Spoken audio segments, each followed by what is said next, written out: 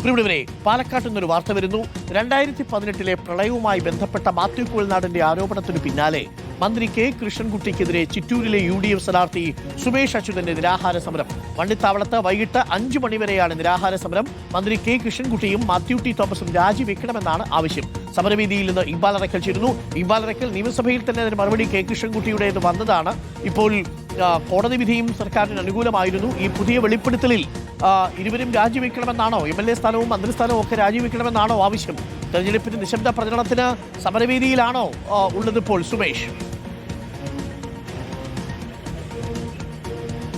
അരുൺ, തീർച്ചയായും സുമേഷ് അച്യുതൻ ഇപ്പോൾ നിശബ്ദ പ്രചരണ ദിവസം, ആ പ്രചരണ പരിപാടികളെല്ലാം ഒഴിവാക്കിക്കൊണ്ട് ഇപ്പോൾ ചിറ്റൂരിൽ വണ്ടിത്താവളത്ത് ഒരു നിരാഹാര സമരം നടത്തുകയാണ്. ഈ തോട്ടപ്പള്ളി സ്പിൽവേയുമായി ബന്ധപ്പെട്ട്, പ്രളയവുമായി ബന്ധപ്പെട്ട് മാത്യു കുഴൽനാടൻ നടത്തിയിട്ടുള്ളത് ഗുരുതരമായിട്ടുള്ള ആരോപണങ്ങളാണ്. ആ ആരോപണങ്ങൾ മന്ത്രി കെ കൃഷ്ണൻകുട്ടിക്ക് വളരെ എതിരായിട്ടുള്ള കാര്യമാണ്. അതുകൊണ്ട് തന്നെ എത്രയും പെട്ടെന്ന് മന്ത്രി കെ കൃഷ്ണൻകുട്ടിയും അതുപോലെ തന്നെ മാത്യു ടി തോമസും രാജിവെക്കണമെന്ന് ആവശ്യപ്പെട്ടുകൊണ്ടാണ് ഇപ്പോൾ സുമേഷ് അച്യുതന്റെ നേതൃത്വത്തിൽ വണ്ടിത്താവളത്ത് ഇത്തരത്തിൽ നിരാഹാര സമരം നടത്തുന്നത്. വൈകിട്ട് 5 മണി വരെ ഈ നിരാഹാര സമരം തുടരും എന്നുള്ളതാണ് ഇപ്പോൾ സുമേഷ് അച്യുതൻ പറയുന്നത്. ഇതിന് സുമേഷ് അച്യുതൻ ഇപ്പോൾ നമുക്കൊപ്പം ചേരുന്നുണ്ട്.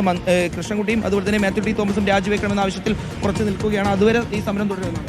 തീർച്ചയായിട്ടും കേരളത്തിലുണ്ടായ വലിയ ദുരന്തം അത് മനുഷ്യനിർമ്മിതമാണെന്ന് ഒരു മന്ത്രി പറയുന്ന ശബ്ദരേഖയാണ് ഇന്നലെ പുറത്തു വന്നത്. മുൻ മന്ത്രിക്കെതിരെയുള്ള ആരോപണമാണ്.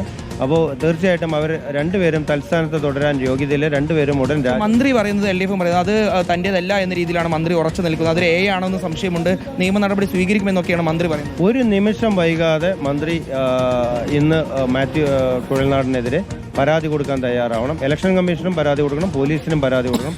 ഇന്ന് തന്നെ അത് പരാതി കൊടുക്കാൻ, ഒരു നിമിഷം പോലും വൈകാതെ പരാതി കൊടുക്കാൻ, ഏതൊരു വ്യക്തിയാണെങ്കിലും ശബ്ദരേഖ വ്യാജമായിട്ടുണ്ടാക്കിയാൽ ഉടൻ പരാതി പോലീസിന് കൊടുക്കും.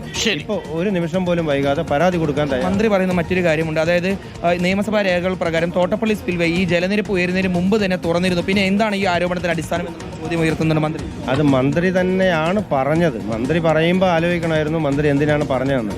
മന്ത്രി പറഞ്ഞ ശബ്ദരേഖയാണുള്ളത്. മന്ത്രി പിന്നെ എന്തുകൊണ്ടാണ് മന്ത്രി അങ്ങനെ ഒരു ആരോപണം ഉന്നയിച്ചതെന്ന് മന്ത്രി തന്നെ പറഞ്ഞാൽ മതി. മന്ത്രി പറഞ്ഞ ആരോപണം ഉന്നയിച്ച ഓടി തൻ്റേതല്ല എന്നുള്ളതിൽ ഉറച്ചു നിൽക്കുകയാണ്. പരാതി കൊടുക്കാൻ എന്താ തയ്യാറാവാത്തത്? തെരഞ്ഞെടുപ്പ് സമയം ഇത്രയും ക്രൂഷ്യൽ ടൈമിൽ ഇങ്ങനൊരു ആരോപണം വന്നിട്ട് പരാതി കൊടുക്കാൻ എന്തുകൊണ്ട് തയ്യാറാവുന്നില്ല? ശരി, അതാണ് സുമേഷ് അച്യുതൻ ചോദിക്കുന്നത്. പരാതി കൊടുത്താൽ ഒരുപക്ഷെ സത്യാഗ്രഹം പിൻവലിക്കുമോ എന്നുള്ളതും വളരെ പ്രധാനപ്പെട്ട കാര്യമാണ്. പരാതി കൊടുക്കുമെന്നാണ് ഇന്നലെ കെ കൃഷ്ണൻകുട്ടി പറഞ്ഞത്. മാത്യു ടി തോമസും